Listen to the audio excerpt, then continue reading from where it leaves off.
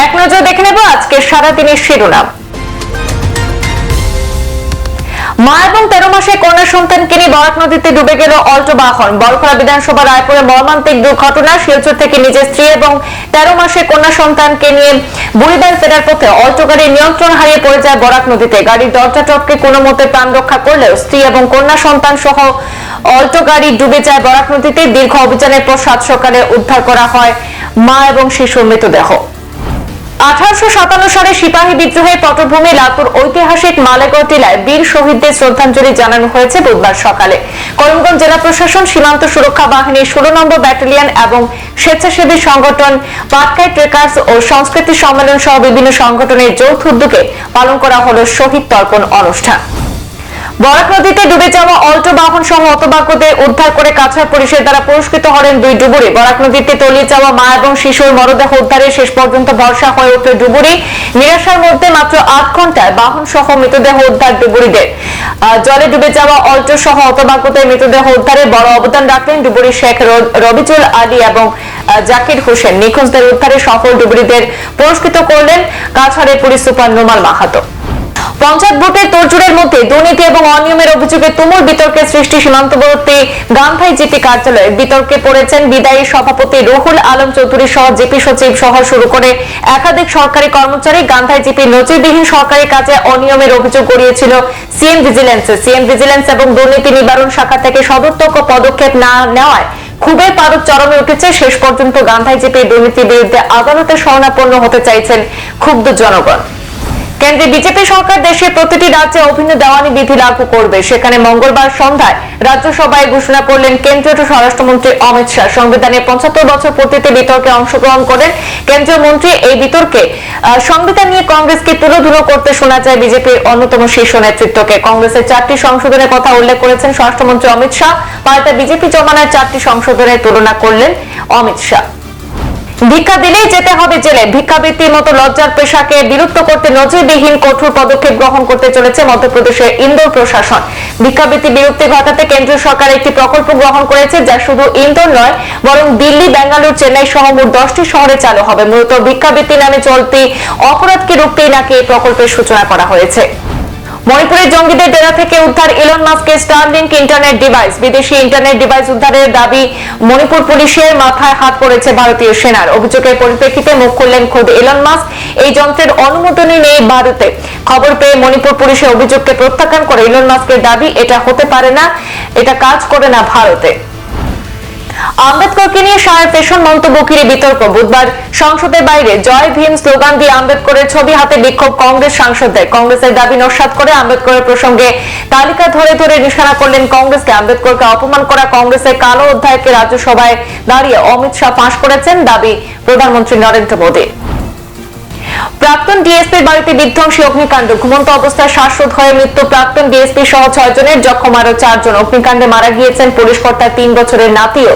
জম্মু কাশ্মীরের কাঠুয়ায় ভয়াবহ অগ্নিকাণ্ডে ঝরে গেল 6টি তরতাজা প্রাণ। আহত 4 জনের অবস্থা আশঙ্কাজনক।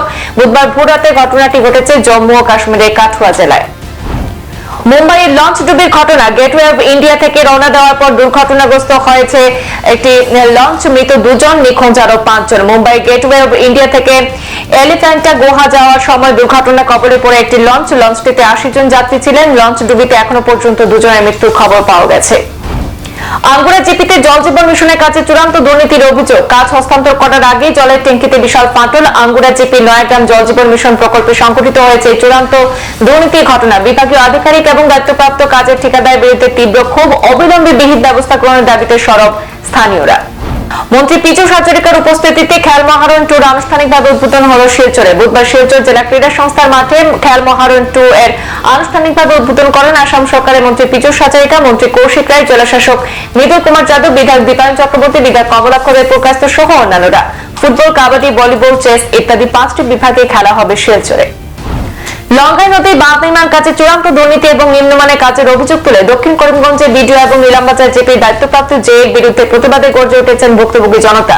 বিধায়কের নির্দেশে নির্মাণ কাজ বন্ধ করে দিলেন ক্ষুব্ধ জনতা। নিম্নমানের কাজটি সঠিক তদন্তের মাধ্যমে দক্ষিণ করিমগঞ্জের বিডিও সুস্মিতা দাম, নিলামবাজার জিপির দায়িত্বপ্রাপ্ত জেই সঞ্জু নমশূদ্র এবং ঠিকাদারের বিরুদ্ধে আইনি ব্যবস্থা নিতে বিধায়ক সিদ্দিক আহমদের কাছে জোরালো দাবি তুলেছেন এলাকাবাসী। প্রশাসনিক আধিকারিকদের নিয়ে সরেজমিন তদন্তের আশ্বাস দিয়েছেন বিধায়ক।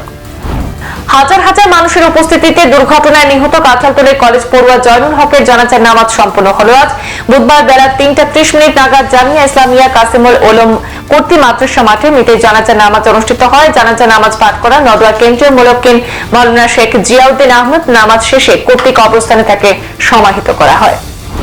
পঞ্চায়েত এলাকার খসড়া ভোটার তালিকায় ব্যাপক বিসঙ্গতির ফলে সরব হলেন সোনার একাংশ জনগণ। সাতকড়াকান্দি জিপির ভোটার তালিকা থেকে বাদ পড়েছেন 193 নম্বর বুথ সেন্টারের প্রায় 400 ভোটার। সোনার সার্কেল অফিসারের কাছে স্মারকলিপি জমা দিয়ে ক্ষোভ প্রকাশ করলেন ভুক্তভোগীরা।